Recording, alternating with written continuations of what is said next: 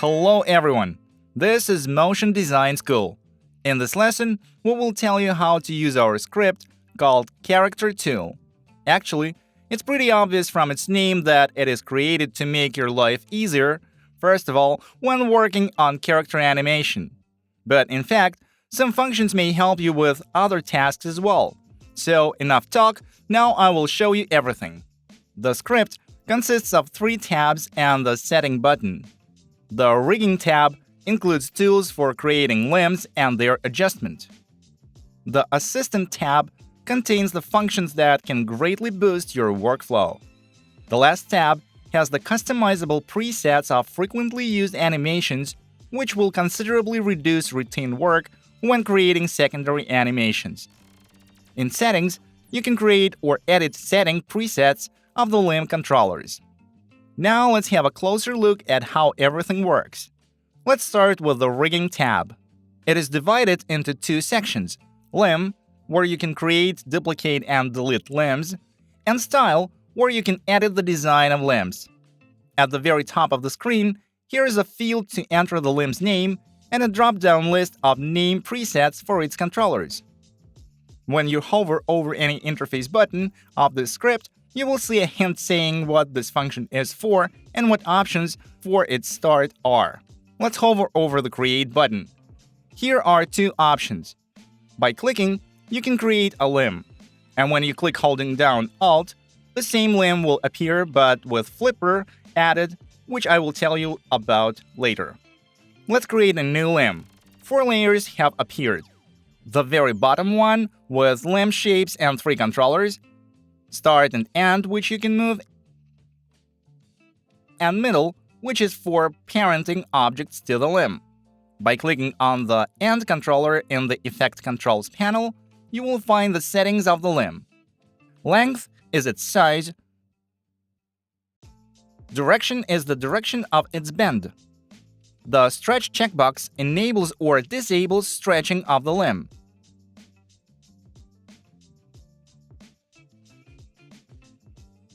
Midpoint allows us to adjust the position of the knee, that is the point where the limb will bend. Look at where the midpoint of the spider's limb is located. By adjusting the midpoint value, you can create an unusual and interesting design of characters. Also, shifting the center will be really useful for imitating perspective distortion when animating a character turning or raising its arms. And the roughness parameter sets the rounding of the whole shape, so that you can create characters with both rubber hose style limbs and straight legs and arms. Next to Create, here is the Update button. With the help of it, you can rename a limb, its controllers, and create or remove flipper. You can simply rename the layer since its expressions are applied. That's why we've created a special button for this. It's easy. Select any layer of the limb, type its name, and click on Update. In exactly the same way, you can rename controllers just by changing name presets and clicking Update. But what is flipper? If you click holding down Alt, you'll create such a shape. It has a semi-transparent zone marked where the limb's bend will change its direction, meaning its direction parameter will change. This function is really useful when animating a character turning or raising the arms. When clicking on the created layer in the Effect Controls, we can see 3 parameters: flipper angle,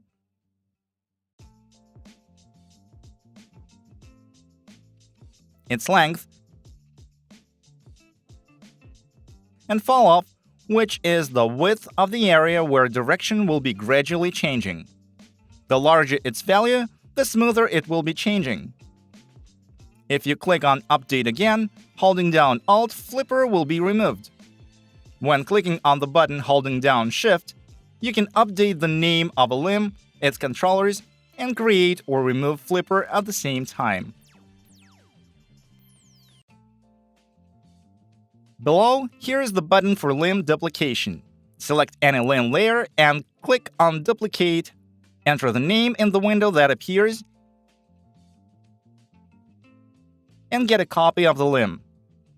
If you don't want to rename it, then just click on Duplicate holding down Alt. and the limb will be duplicated without the window for renaming.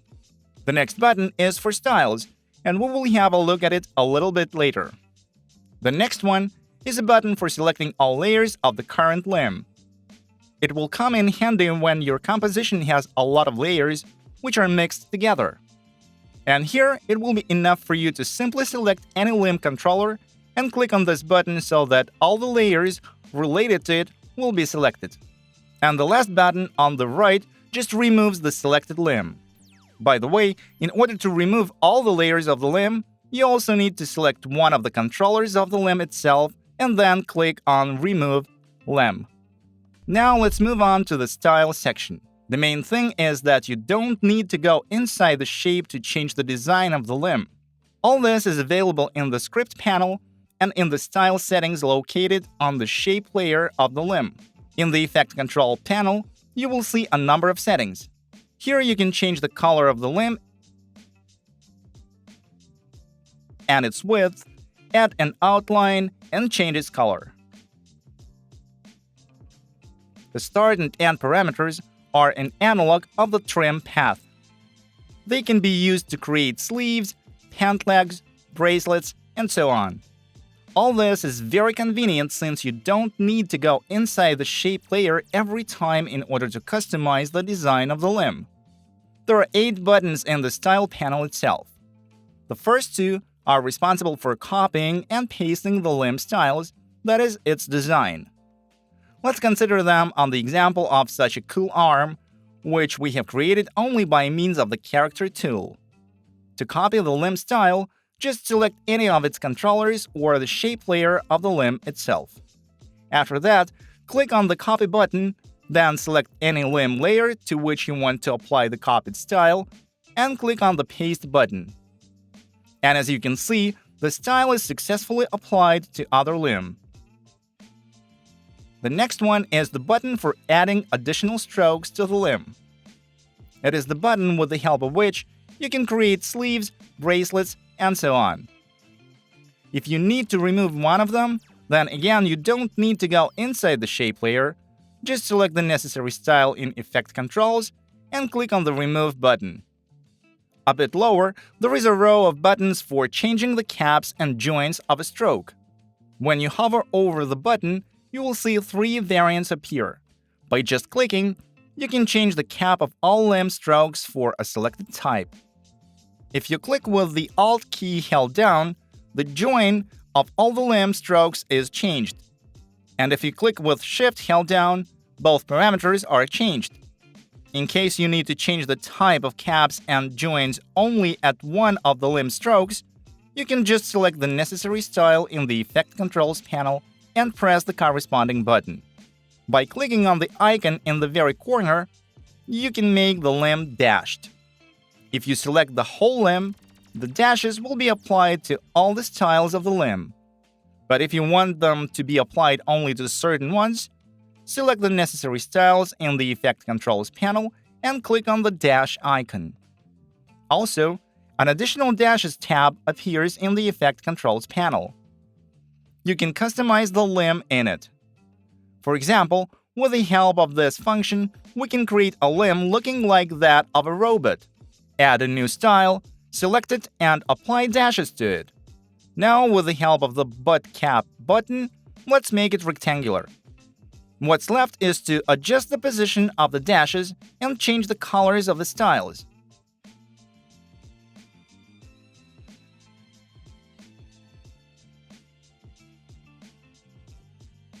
Done. Note that from now on, when a new style is created, dashes will be applied to it by default. To change that, just click on the Dash button once again. If you click on it holding Alt, Offset Path Shape modifier is applied to the limb, and you can get a hollow limb like this. And now, let's see how changing of styles works in practice in this example. Let's recreate it. Create a limb by clicking on Create.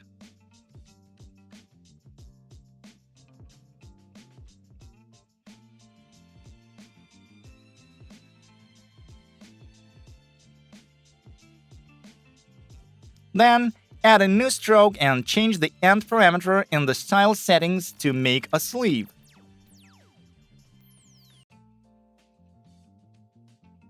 Done!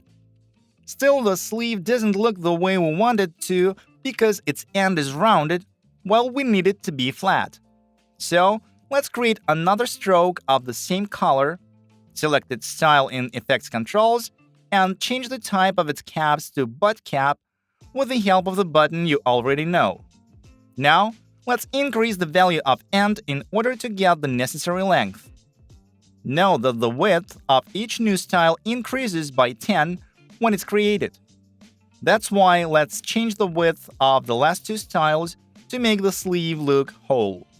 After that, let's add a bracelet on the wrist.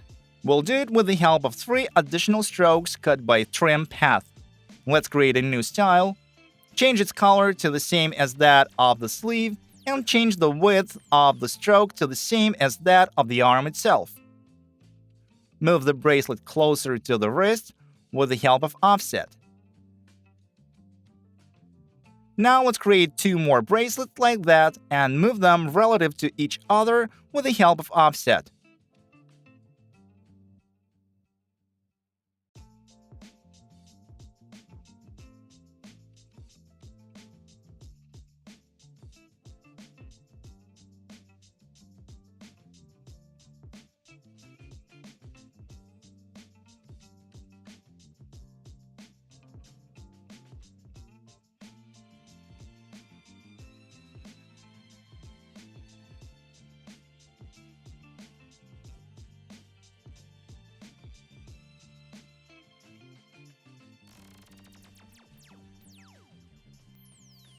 Done!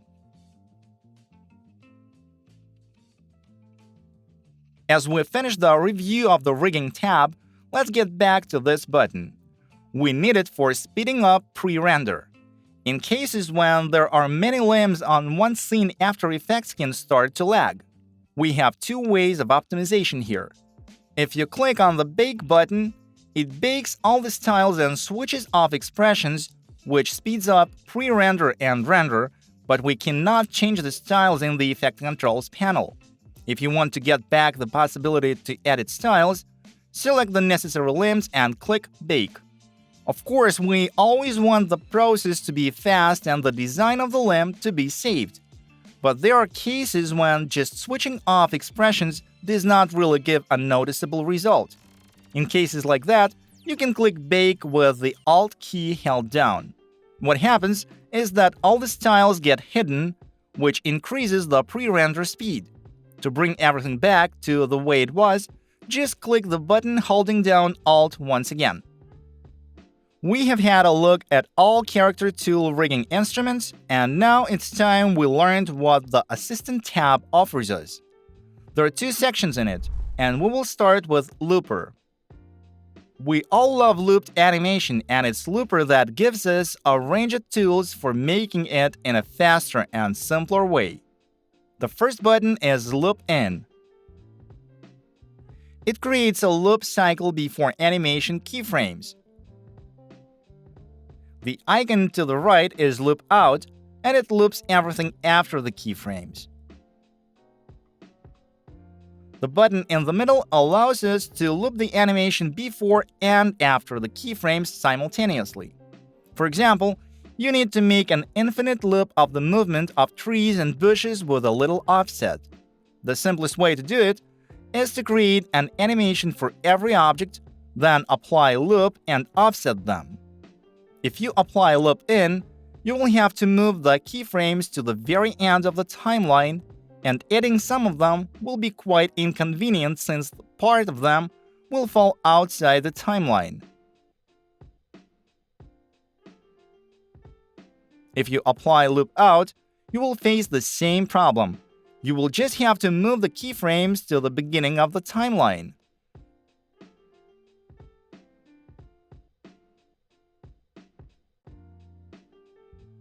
This is where Loop In plus Loop Out comes in handy. It allows you to loop the whole animation and edit it easily at any moment without the need to move the keyframes out of the timeline. All three buttons have three different options. By simply clicking the button, the selected expression is applied to the selected parameters. The same happens if you click holding down Alt, only the loop type changes to ping pong and we get such a reverse animation. If you click holding down Shift, two parameters will be added to Effect Controls layer. There will appear a checkbox for turning ping pong on and off and keyframe amount. Keyframe amount is the number of looped keyframes that we get. The count of the keyframes starts from the beginning if loop in is applied. It starts from the end if we apply loop out. For example, in this animation, we need to loop everything apart from the fall of the ball. So this is the only part that needs to be looped. To achieve this, let's set the loop out scale to 3 and the loop out position to 2. And we've got the desired result. The next function is perfect loop, and it really is perfect. We all face tasks that require creating an animation loop within a certain time frame. For such tasks, you need to adjust the length of your animation relative to the number of frames in the scene. Perfect Loop does it for you really quickly. You just need to set the work area of the loop, select the animated parameter, and click the button. Two markers have appeared on the timeline, which mark the start and the end points of the loop area. There has also appeared a new effect in the effect controls of the layer. This effect allows you to turn ping pong on and off, set the number of cycles and the time offset of animation in frames. The expression will do all the work for you. If you need to change the length of the whole loop, you can use one of the two options. You can either move the work area and click the Fit the Animation in the New Work Area button, or just move the markers on the timeline. As an example, we have prepared such animation of a rebound of a ball and a triangle. We have set the same number of cycles for them and have offset in time the animation of the triangle with the help of time offset. However, the main trick here is that the length of our composition is an integer which cannot be divided exactly. It makes this animation very inconvenient to divide using just loop out. We have finished with the loops. Let's move on to the additional section. The last button on the left applies bendy effect to the selected layer. Let's have a look at how it works on the example of a swinging arm animation. By clicking the bendy button, the animation is created automatically, but you can also change it. Both rotation and bend effects are applied to the selected layer with the help of expressions. They are offset in time, and loop ping pong is applied to both of them. The anchor point is automatically moved to the bottom of the layer, and bend is applied in a way that allows to bend the object relative to its bottom point. However, we don't always need to bend the object relative to the bottom point. To solve this issue, we have added the option of editing the start and end points of the bend, which adjusts the direction of the bend. To see where these points are located, we need to go to Effect Controls and select Bend It effect. Now we can easily edit their location by moving both points where we need them to be. Let's also change the position of the anchor point to animate the rotation correctly. Pay attention that an expression is applied to the start and end parameters. They link both points to the shape, and bend works correctly for any operations with the transform parameters of the layer.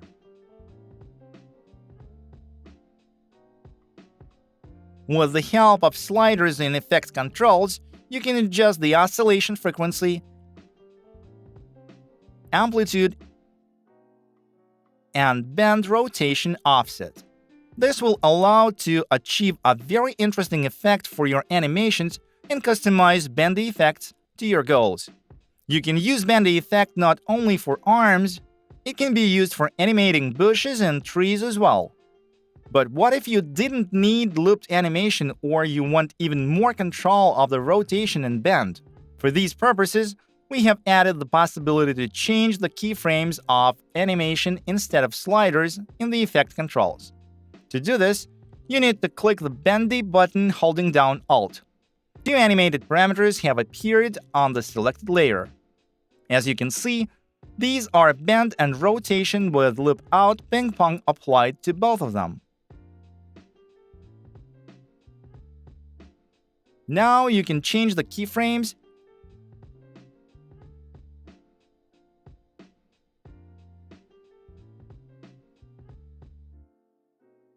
add new ones,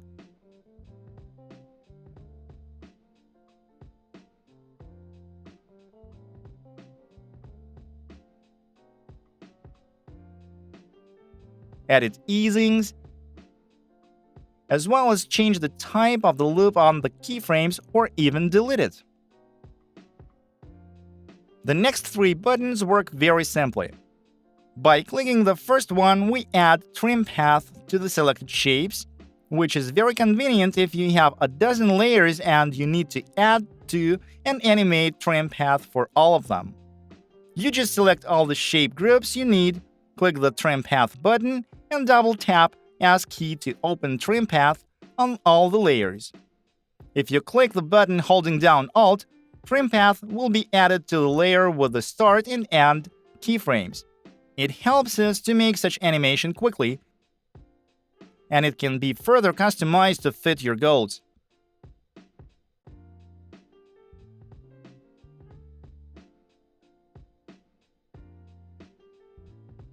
The second button is used for selecting fills and strokes in layers. You select all fills by clicking. By clicking holding down Alt, you select all strokes. Bear in mind, to open these parameters in layers, you need to press SS. After that, we can easily change or animate each of them. And the last button allows you to select all paths in the selected layers in just one click. It's particularly useful for morphing and character animation when you usually have lots of paths that you need to animate. You can avoid opening each group in each layer by simply selecting the necessary layers, clicking Select Path, and setting keyframes on the necessary paths. Well, in addition to everything in the Presets tab, we have collected customizable presets of various animations. At the moment, there are only 3 of them. They are waves, trail, and bubbles, but over time this list will expand more and more. Each preset consists of shape layers animated with expressions and shape modifiers. Let's start with a wave. Create an animation layer by clicking on the icon. There are a number of customizable parameters in Effect Controls. We can change the color, the stroke width, the duration of the wave animation cycle. By the way, by changing this parameter, you can also edit the speed of the wave, the amplitude, in this case its height, and the number of waves. And there is a small nuance here. In order to keep the animation cycle running, the number of waves must always be even.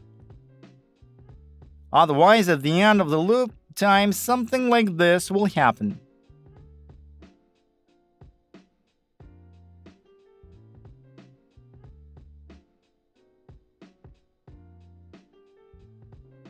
Below, there is a slider for adjusting the wavelength, start, and an offset. This is a normal trim path. I will remind you that the wave itself is a regular shape layer to which you can apply any shape modifiers like repeater, for example, and get such an interesting animation spending a minimum of time on it.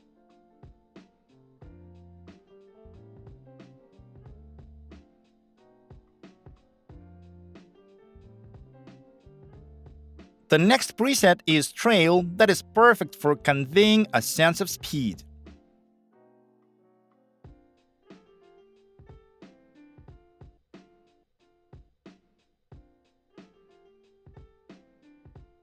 Let's see what it's made of. In fact, this is a shape like this that constantly duplicates itself and changes its position, size, and angle.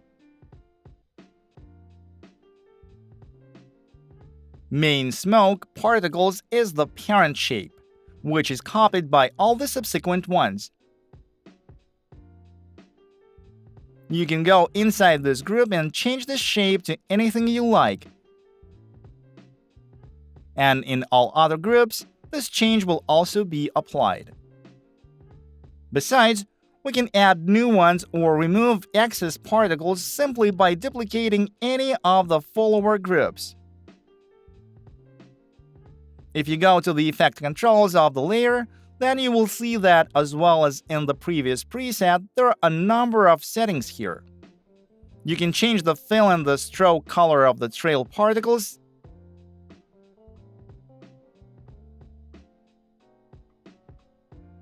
set the offset between their appearance,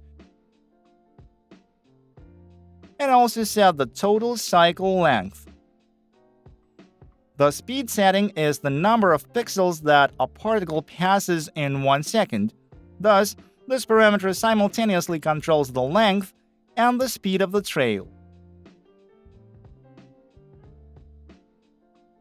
The angle controller changes the angle of the inclination of the trail particles, which adds variability to its design, while the maximum rotation offset is responsible for the offset value of this rotation of the particles.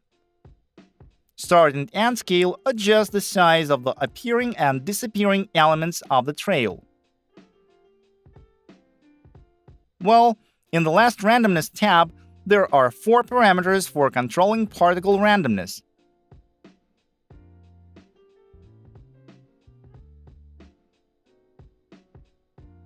That's why each new trail will be absolutely unique.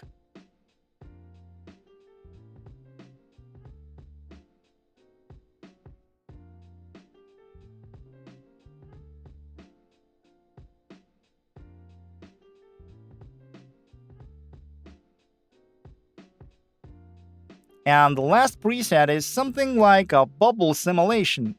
If you look closely, you can see that each of the bubbles makes a wave-like movement in the direction from the bottom to the top. The principle of this preset is somewhat similar to the trail, for instance, the change of the number of elements in the preset.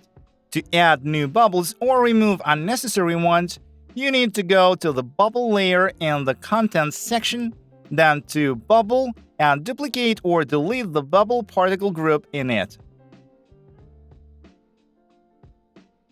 In the effect controls of the layer, you will find a bunch of settings for their customization. Fill and stroke color are used to change the color of the bubbles. Time offset, loop time, and speed work exactly as in the loop preset. In the beginning, we talked about the wave-like movement of the bubbles, and the following settings allow us to regulate it.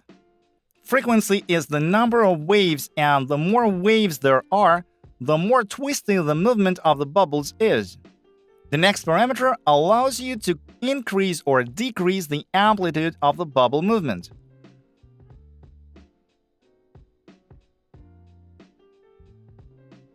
The position spread parameter allows you to set the width and the height of the bubble stream.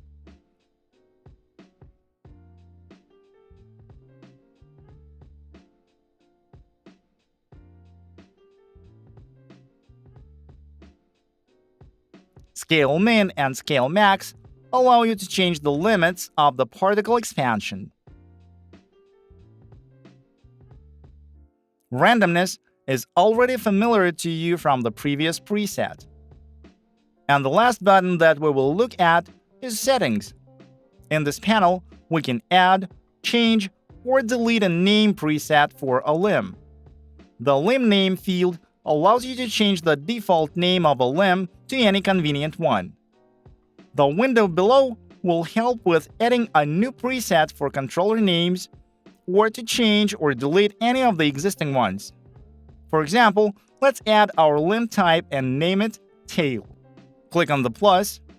type in the name of the limb type and the name of the controllers. After that, just click on the Save button. And the created preset appears in the drop-down list in the rigging panel.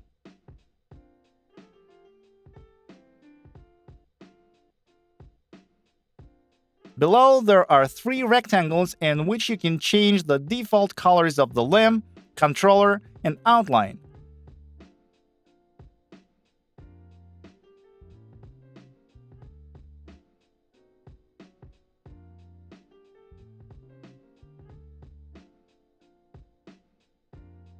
And of course, you can reset all default settings by clicking on this button.